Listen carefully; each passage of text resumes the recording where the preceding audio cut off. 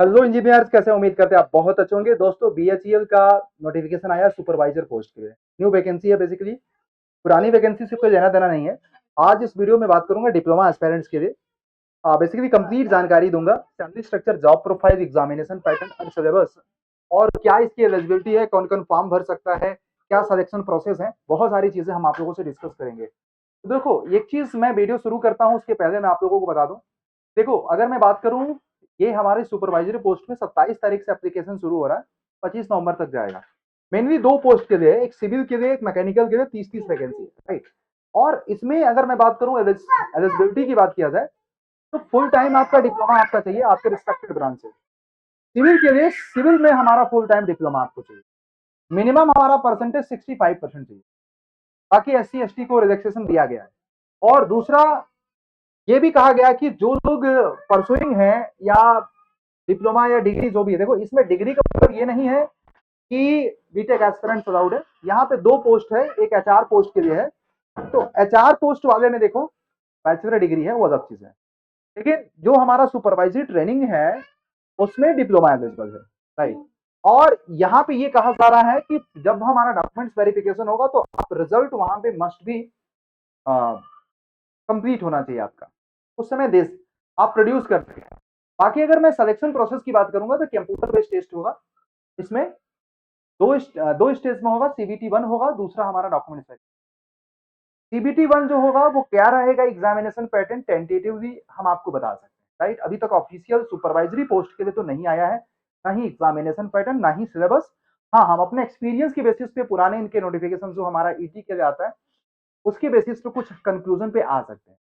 लेकिन जो भी है, जैसे भी है, देखो 1:3 के रेशियो में डॉक्यूमेंट वेरिफिकेशन के लिए बुलाया जाए।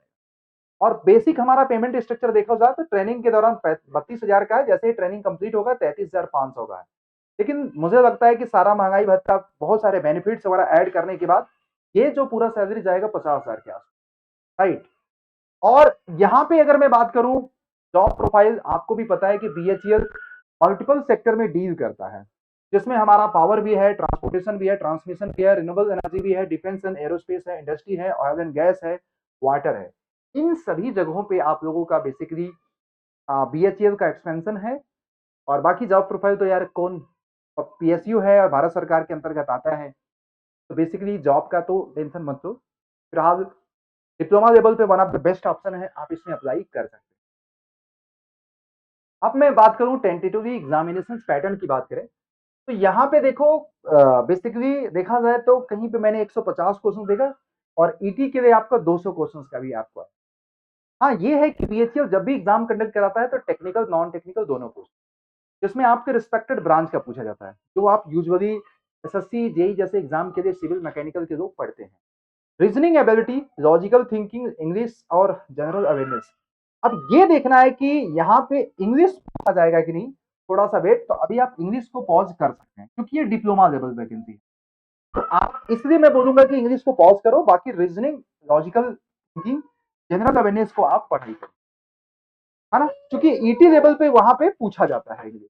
तो मैं आप लोगों को ये सजेस्ट करूंगा, ठीक है। बाकी ये है कि मोटा मोटा अगर मैं बात करूं, 150 से लेके 200 क्वेश्चन के बीच में हो सकता है आपका ऊपर ओवरऑल। बाकी अगर सिलेबस की बात करें तो सिलेबस देखो, मैं आपको बोलूंगा कि जो हमारा सिविल का होता है ना, तो ये AICT के स्टैंडर्ड सिलेबस को फॉलो करते हैं आपके रिस्पेक्टेड डिप्लोमा लेवल पे, राइट। टेक्निकल में देखो, यहाँ पे आपको न्यूमेरिकल, रीजनिंग में आपको ये सारे, रीजनिंग और क्वांट में ये सारे टॉपिक से क्वेश्चन पूछे जाते हैं। जनरल नॉलेज में देखो आपका इनका ये पोर्शन हो। और जनरल इंग्लिश में मैं आपको अगेन बोलूंगा, अभी क्योंकि डिप्लोमा लेवल पे वैकेंसी है तो आप इसको स्किप करना। जैसे अगर ऑफिशियल नोटिफिकेशन आता है उसमें अगर इंग्लिश कुछ मेंशन करता है तो बात अलग है।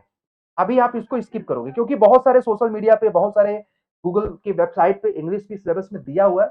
लेकिन एज पर माई एक्सपीरियंस, जब ये वैकेंसी सुपरवाइजरी पोस्ट के लिए तो इंग्लिश यहाँ पे नहीं पूछेगा। अगर पूछेगा भी तो 1-2% चांसेस हैं, तो वो नोटिफिकेशन के बाद आप लोग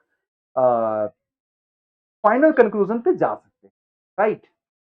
और बाकी देखो टेक्निकल, आप SSC से अगर आप सिलेबस की बात, बहुत सारे बच्चे मुझसे पूछ रहे थे वॉरियर्स, यार सर टेक्निकल में हम कहाँ से पढ़े। देखो, अभी तक का जो मेरा सिनेरियो है, मैं आप लोगों को गाइड करूंगा। यार टेक्निकल आप, मतलब अभी आप स्किप कर सकते हो, सॉरी टेक्निकल आप एसएससी जेई का फॉलो करिए और वहां से आप लोगों का प्रिपरेशन 100% होगा। और मैं आपको बताऊं ये अच्छा चांस है, ऐसा मत सोचिए कि नंबर ऑफ वैकेंसी 30 है, सिविल में 30 हमारा मैकेनिकल में है तो ये नंबर ऑफ वैकेंसी कम है। जब हमारी नंबर ऑफ वैकेंसी कम होती है ना तो फॉर्म भरने वाले लोग बहुत कम होते हैं, एप्लीकेंट्स बहुत कम होते हैं। तो आपको पता है कि जब एप्लीकेंट्स बहुत कम हैं तो आप उसी हिसाब से आप फॉर्म भरिए, उसी हिसाब से प्रिपरेशन करिए, थोड़ा सा जोर लगा दीजिए जिससे आपके सिलेक्शन की चांसेस और ज्यादा बढ़ जाए। ये है। और भी मुझे लगता है कि और आप लोगों के मन में कंफ्यूजन नहीं होगा। ज्यादातर से देखो 2 पॉइंट्स के बीच में कंफ्यूजन बच्चों की आ रहे थे, एग्जामिनेशन पैटर्न, सिलेबस। तो टेक्निकल के लिए आप एसएससी जेई के सिलेबस को स्टैंडर्ड मान करके प्रिपरेशन करो, एक भी सब्जेक्ट आपको छूटेगा। हाँ, रही एग्जामिनेशन पैटर्न की बात तो थोड़ा सा, क्योंकि देखो हम आपको हमेशा बोलेंगे प्री अभी से आप तैयारी करो अपना, क्योंकि देखो क्या होता है कि लेट करने से आपका ही नुकसान होगा। और ये मुझे पता है कि जब आपका पेपर होना है, क्योंकि अभी से पेपर आपको इन्होंने दिसंबर के आसपास टेंटेटिवली बता दिया है, तो 1 महीने पहले अगर आपको सिलेबस जारी करेंगे तो कितनी तैयारी करोगे? अगर आपका ड्रीम है कि नहीं मुझे बीएचईएल में जाना है तो आप अभी से तैयारी, टेक्निकल आप एसएससी जेई का स्टैंडर्ड बनाओ, क्योंकि डिप्लोमा लेवल पे ऑलवेज कोई भी पीएसयू वही सिलेबस फॉलो करते हैं। नॉन टेक्निकल में हर एक एग्जाम में आप क्वांट, रीजनिंग और जीए पढ़ते हो। बट चूंकि ये डिप्लोमा लेवल की वैकेंसी है तो इंग्लिश एज अ प्रेफरेंस अभी आप स्किप कर सकते हो।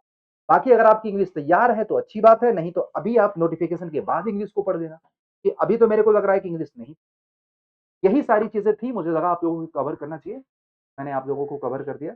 एंड गाइज अगर आपको प्रिपरेशन करनी है तो one of the best premium package है सिविल और मैकेनिकल के लिए, आपको वहाँ पे एक लोवेस्ट प्राइस पे है और आप 3000 के आसपास ले सकते हैं। सारे रिकॉर्डेड बैचेज हैं, सभी एग्जाम के टेस्ट हैं, हर एक एग्जामिनेशन के बैचेज हैं, 3 फॉर्मेट के, एक डिटेल वाला, एक मीडियम, एक हमारा शॉर्ट बैच। क्रैश कोर्स भी है और क्रैश कोर्स से और फाउंडेशन के बीच का भी बैच है इसमें, और फाउंडेशन टाइप की क्लासेस जैसे फ्लूइड मैकेनिक्स फॉर एग्जांपल आपको 70 घंटे का भी मिलेगा, 50 घंटे का मिलेगा, 40 घंटे का, 20 घंटे, इतने इतने आवर्स में फ्लूइड मैकेनिक्स कंप्लीट हुई। तो आपको ये देखना है कि आपकी रिक्वायरमेंट क्या है। बहुत डेप्थ में पढ़ना है तो भाई आप 70 घंटे का पढ़ लो, बीच वाला पढ़ना है तो 50 घंटे का पढ़ लो, बहुत जल्दी पढ़ना है तो 30 घंटे का पढ़ लो। तो आपको यहाँ पे वहां पे किसी रिकमेंड, और सबसे बड़ी बात है 3000 रुपए में अब कुछ का एक्सेस है। ज्वाइन करने से अगर आपको कूपन कोड यूज करना पड़े तो मैक्सिमम डिस्काउंट है वाइट हो। तो कीप लर्निंग, कीप वॉचिंग, अपना ख्याल रखो, अपनी पढ़ाई करते रहो। इंजीनियर साडा चैनल को सब्सक्राइब कर देना यार, क्योंकि आपका अपना चैनल है, आपका अपना परिवार है, आप लोग बहुत प्यार करते हैं। प्यार की वजह से ही हम लोग हर एक इन्फॉर्मेशन को आप लोगों को ऑथेंटिक तरीके से अपडेट देते रहते हैं। तो आप लोग जरूर करते रहिए। Thank you.